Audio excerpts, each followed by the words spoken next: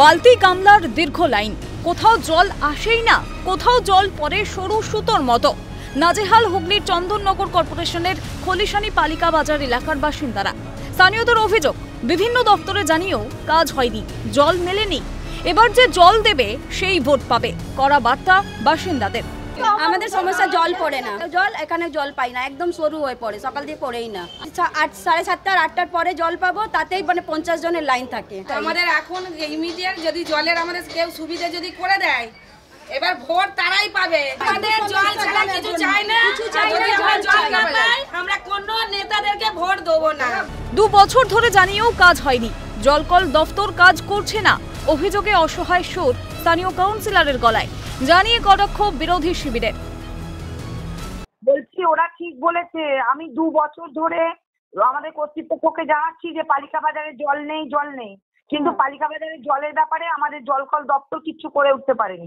জলকল দপ্তর থেকে না করলে আমি করতে পারি? আমি টেকনিক্যাল পারসন নাকি? আমি তো তাদের করার জন্য বারংবার জানাচ্ছি, তারা করতে পারছে না। জানিয়েছি এবং আজকে নয়, 2 বছর ধরে জানাচ্ছি। মানে জলের অপর নাম হচ্ছে জীবন, সেই জিনিসটা 2 বছর ধরে বলছে টেকনিক্যাল ইস্যু, একটা ইঞ্জিনিয়ার দেখতে পাচ্ছে না।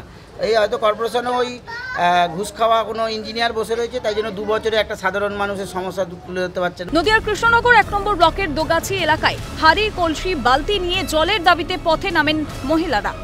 আমরা এখানে জলের জন্য নেমেছি, আমাদের কল আছে, জল নেই, জল পড়ে না, জল কিনে খেতে হয়। কলের দাবিতে এসেছি, আমাদের কল বসা দিয়ে গেছে, জল দেয় নেই।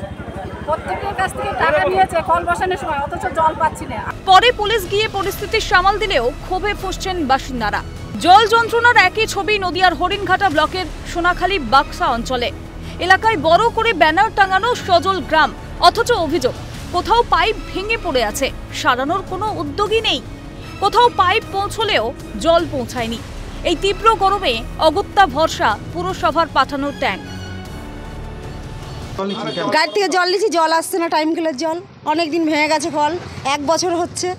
বাড়িতে বাড়িতে কল দিয়েছিল, বাড়িতে কল দিয়েছে, সে কল নষ্ট হয়ে গেছে। টাইম কল মাত্র দিয়ে গেছে কোনো জল বলে আমরা কিছু পাইনি টাইম কলে। না জল নেই, প্রথম যখন দিয়ে গেছিলো হয়তো 2-1 দিন এসেছিলো, তাও কি ভিতরের কোনো আসেনি, রাস্তার ধারে কোনো একটু এসেছিলো। এখন কি অবস্থা? এখন জল নেই, জলের অসুবিধা। গরমে কার মাথা কতক্ষণই বা ঠিক থাকে? জলের দাবিতে উত্তর 24 পরগনার কদমতলা মোড়ে রাস্তা অবরোধ করেন এলাকার বাসিন্দারা। সেখান থেকে ফিরছিলেন দমদমের তৃণমূল প্রার্থী সৌগত রায়। গাড়ি থেকে নেমে অভিযোগ শুনতে গেলেই সৌগত রায়কে ঘিরে বিক্ষোভ শুরু হয়। অভিযোগ, পানিহাটি 34 নম্বর ওয়ার্ডের কদমতলায় 6 দিন জল আসছে না। আমরা প্রতি বছর একই জিনিস আমরা বারবার দেখতে পাচ্ছি। বড় বড় ট্যাঙ্ক বসানো হয়েছে, গঙ্গার থেকে জল সাপ্লাই করা হচ্ছে, তা সত্ত্বেও কিন্তু জলের ক্রাইসিস, পানীয় জলের ক্রাইসিস মেটেনি। জল এসে গেলে আমি আশা করছি জল আসবে, জলের ভাঙবে।